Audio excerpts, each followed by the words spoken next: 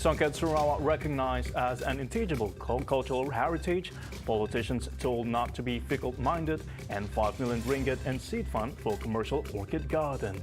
Those are the headlines for tonight. Good evening everyone, you're with me to tell you, and this is Tvs Nightline.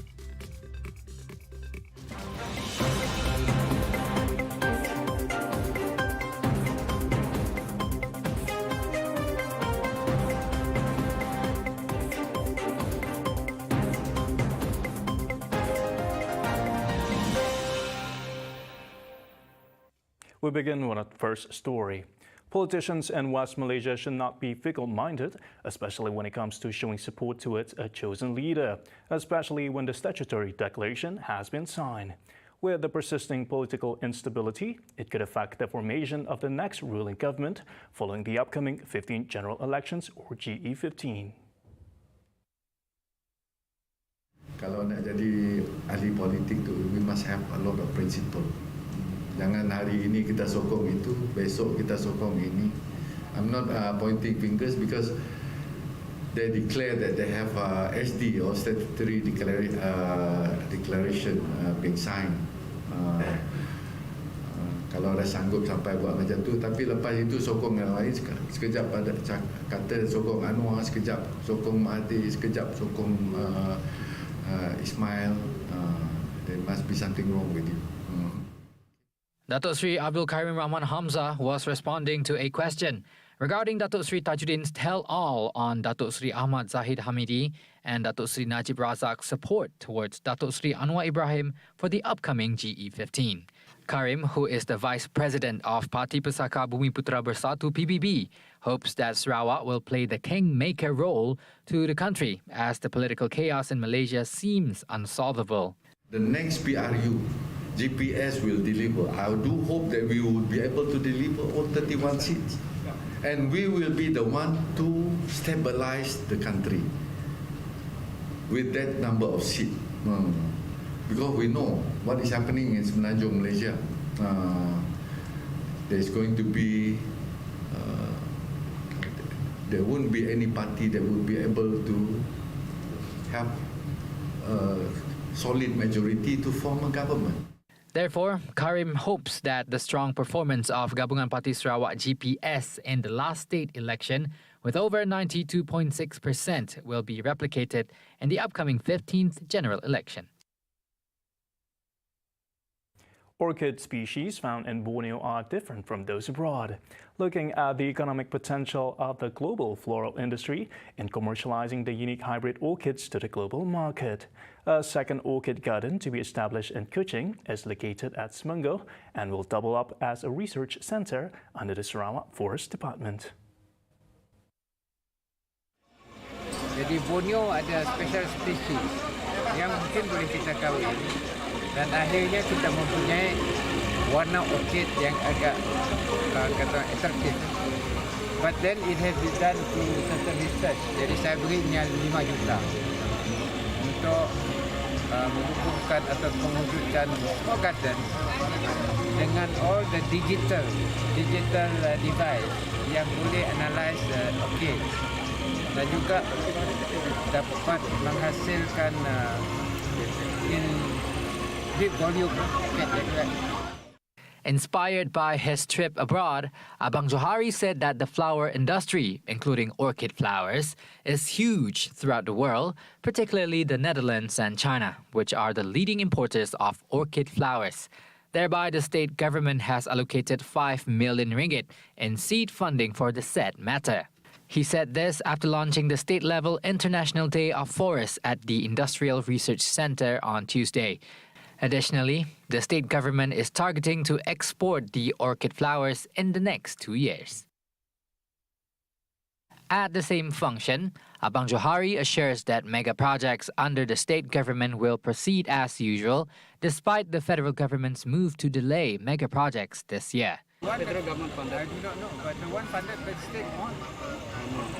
So I am not looking after the federal funded. I am looking after the state funded. On Monday, a report surfaced that the government is considering delaying mega projects to substantiate the allocated 77.3 billion ringgit in subsidies for 2022, the largest amount in Malaysian history.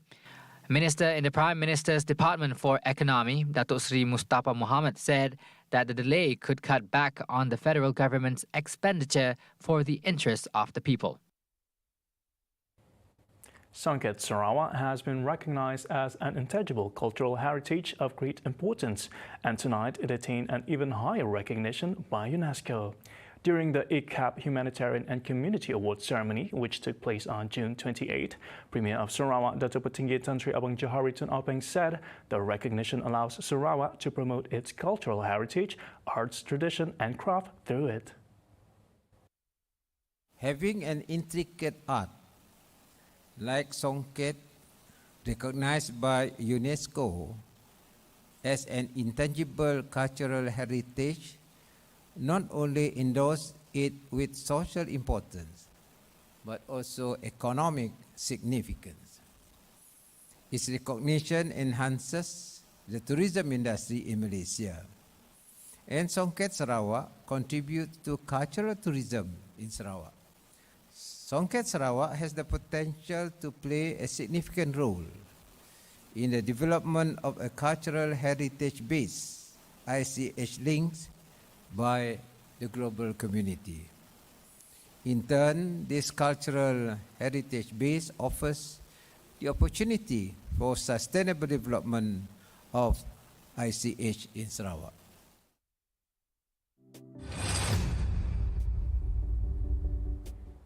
Works on the long-delayed smart traffic light projects along Kuching-Semarahan Expressway would finally pick up steam in July.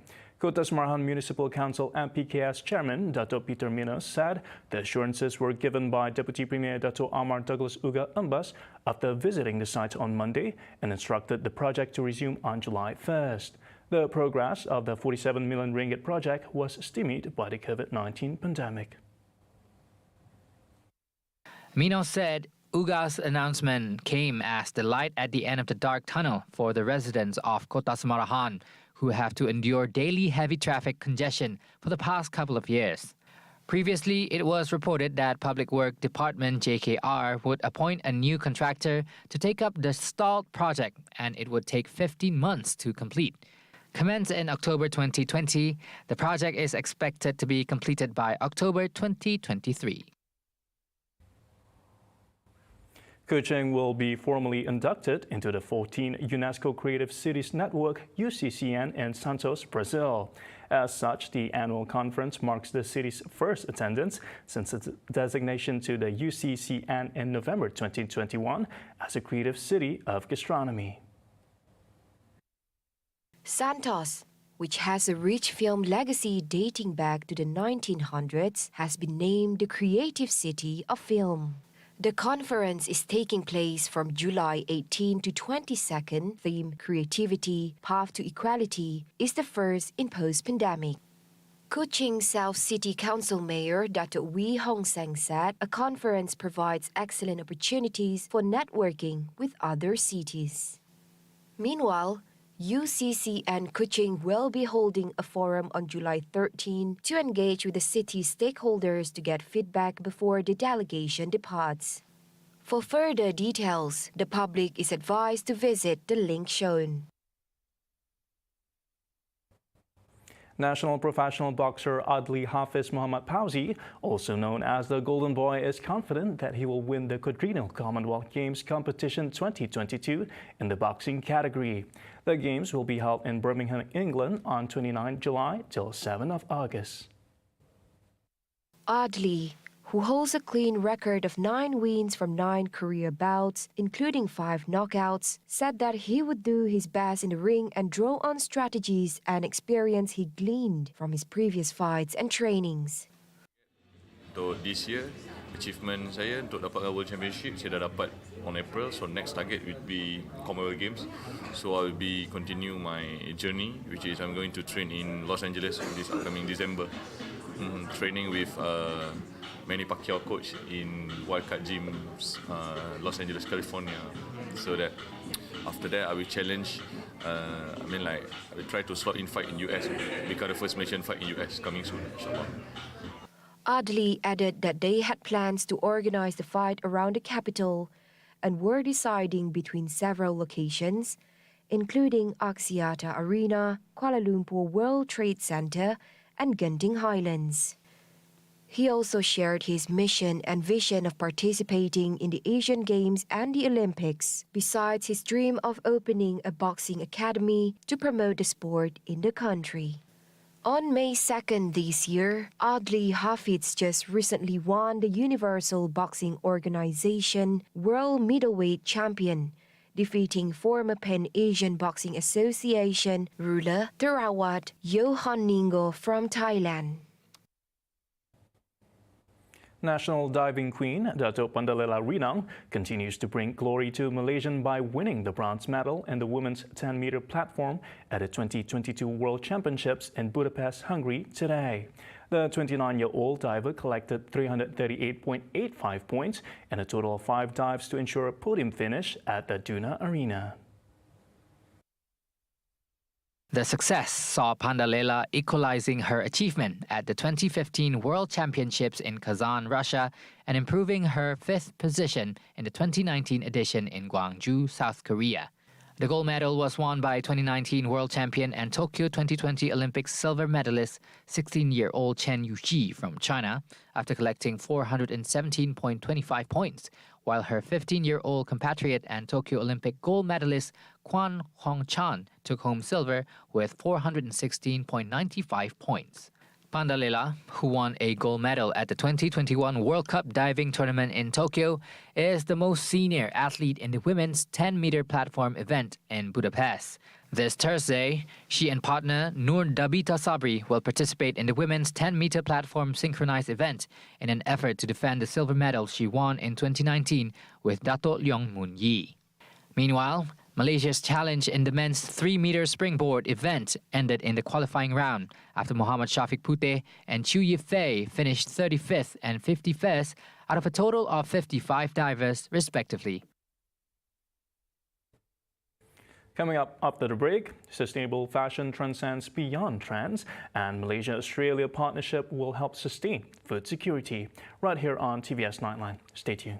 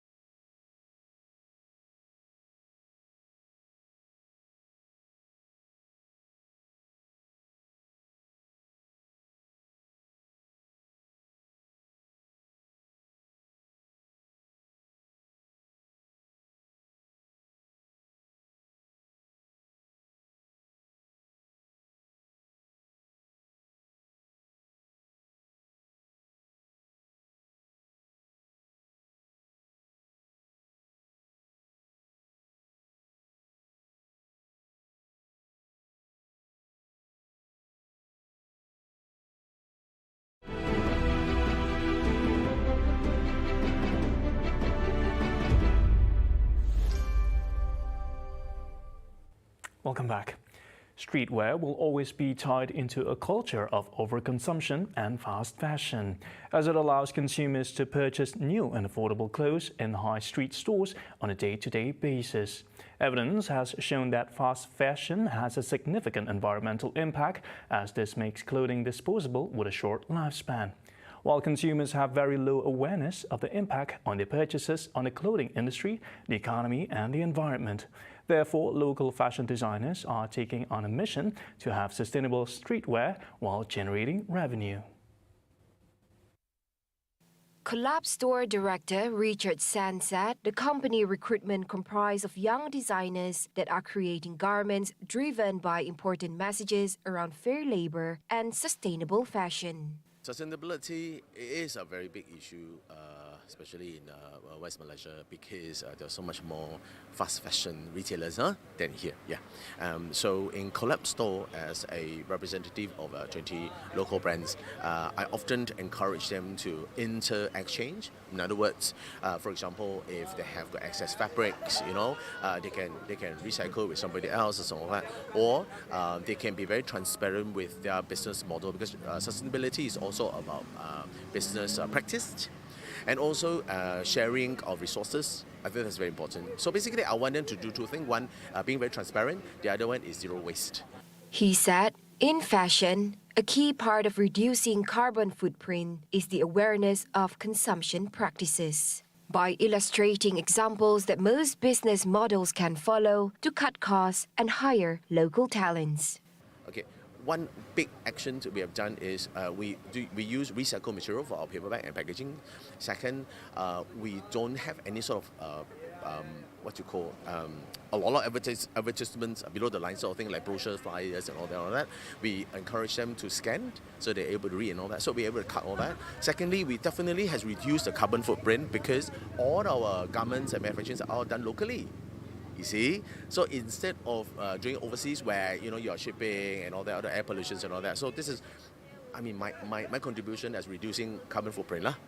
Meanwhile, business executive manager and co-founder of fashion brand Building Elliot, Kimberly Lee, seconded the idea.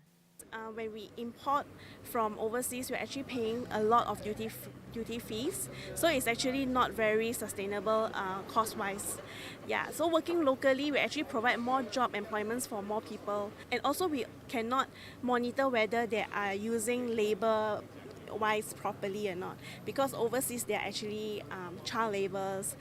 We couldn't monitor whether they are doing things ethically, but in Malaysia we could just drive over to their factory, source with them, discuss with them, sit down with them and design everything together. In terms of the material, we actually managed to work with the factories and all to come up with a fabric that is actually competitive, is actually comfortable to wear, and actually people don't really see the difference in terms of whether it's from overseas or from here. Kimberly added the global streetwear industry is set for a complete recovery in 2022. However, noting that most consumers have a preconceived notion that there will be a price hike in apparel. She added that sustainable streetwear products has its advantage to defy inflation. I could only give an estimate. From our own experience from Elliot, we actually cut down a lot of costs, and we managed to almost break even because we also have to build back our revenue due to COVID, right? I would say it's almost to like, usually last time, before sourcing things locally and sustainably, we can do like 15%, but now we could go up to 20-25%. Yes. Which in fast fashion, in streetwear is actually quite good. For designer Gaius Gilbert, sustainable fashion means inclusive body size and diversity. What we have been learning like over the past, I guess since we start the brand, we always want to create something that's gonna, something that is accepting of all people, like whether they're plus size or no size, any shade of color. These are the real people that I hang out with. These are the people that I actually enjoy my dinner with, right? So I want to make something that is like for them, something that I think that would look nice on them like as well. So that's kind of like the vision that I would like to have, because I want them to celebrate fashion as much as I do. Collapse store of shops at Four Seasons Place, KL, presented No Boundaries, a streetwear fashion show on Monday, June 27th at Zinc Restaurant and Bar. The fashion show featured the latest collection by three of Collapse store's designer, Outdwell, Furry Macaroni, and Elliot. National boxing champion Adli Golden Boy Hafiz made a special appearance as a model in the fashion show.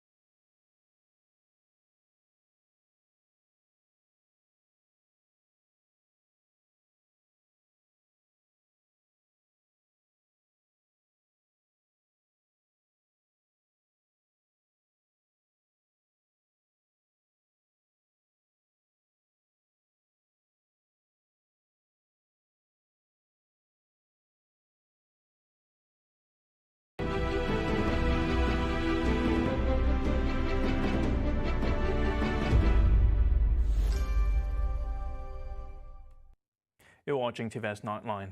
Malaysia and Australia reaffirmed their commitment to enhance cooperation in areas of mutual interest driven by comprehensive strategic partnership that both countries will build on. Foreign Minister Datuk Sri Saifuddin Abdullah said he and his Australian counterpart Penny Wong had discussed in depth the various positive growth areas under the partnership, which include areas of growth such as economy, people-to-people relations, technology, as well as regional stability and security. Earlier, Saifuddin and Wong had a bilateral meeting that covered a wide range of topics concerning both countries as well as current regional and global issues. Saifuddin said the digital economy and cybersecurity were among the key areas that both countries should strengthen cooperation. Malaysia-Australia bilateral trade in 2021 amounted to 62 billion ringgit, an increase of 30% from 2020. Meanwhile, Wong said Malaysia and Australia would work to give greater momentum to the partnership. She said Australia is ready to continue to be a wheat and meat supplier to Malaysia, especially at a time when global supply chains have been constrained. One of the points we discussed in the meeting was that Australia continues to be a reliable supplier, for example, of wheat and meat, at a time where global supply chains have been constrained. And obviously, as a comprehensive strategic partner, we will work with Malaysia, if required, on any issues they have in terms of their supply constraints arising out of the conflict in Ukraine. The bodies of 46 dead migrants were discovered inside a tractor-trailer on Monday, June 27th, in San Antonio, Texas. The city's fire department said it is one of the most deadly recent incidents of human smuggling along the U.S.-Mexico border. The truck was found next to railroad tracks in a remote area on the city's southern outskirts, and a San Antonio Fire Department official said they found stacks of bodies and no signs of water in the truck. Meanwhile, 16 other people found inside the trailer were transported to hospitals for heat stroke and exhaustion, including 4 minors, but no children were among the dead. Approximately 6 this evening, San Antonio Fire Department responded to 9600 Quintana Road for a report of a dead person. Engine 52 arrived and found the trailer, as Chief McManus mentioned, with a body outside and several that they could visibly see inside once the doors were opened. At this time, we have processed approximately 46 bodies that have been triaged and tagged and declared deceased at this time. Fortunately, we were able to transport 16 people. 12 of those are adults and 4 pediatric. All of them were conscious at the time upon transportation. The patients that we saw were hot to the touch. They were suffering from heat stroke, heat exhaustion, no signs of water in the vehicle. It was a refrigerated tractor trailer, but there was no visible working AC unit on that. Temperatures in San Antonio, which is about 250 kilometers from the Mexican borders, swelled to a high of 39.4 degrees Celsius on Monday with high humidity. The city's police chief, William McManus, said a person who works in a nearby building heard a cry for help and came out to investigate. So the first call came in at about 10 minutes to 6 this afternoon. A worker who works in one of the buildings up here behind me heard a cry for help, came out to investigate, found a trailer with the doors partially open, opened them up to take a look, and found a number of deceased individuals inside. So we have 3 people in custody. We don't know if they are absolutely connected to this or not. This investigation has been turned over to HSI. It is now a federal investigation. In July 2017, 10 migrants died after being transported in a tractor trailer that was discovered by San Antonio police in a Walmart parking lot. Coronary artery disease is the most common type of heart disease. It is caused by plaque buildup or cholesterol in the walls of the arteries that supply blood to the heart and other parts of the body. Unhealthy diet and hypertension often lead to it, with chest pain and frequent shortness of breath as symptoms of coronary artery disease. On Sejahtera Asia tomorrow, host Wan Alif and Sharon will be speaking to cardiologist and medical lecturer Dr. Chow Han Bing on everything you need to know about the disease. 7:30 a.m. on TVS Astro Channel 122 and My Free View. See the world closer with TVS as we bring you the latest news updates both locally and internationally. Just a click away by heading onto our website TVSTVMY or follow us on our social media. And that's all the time we have for TVS Nightline. I'm Douglas Elliott. Thank you for watching.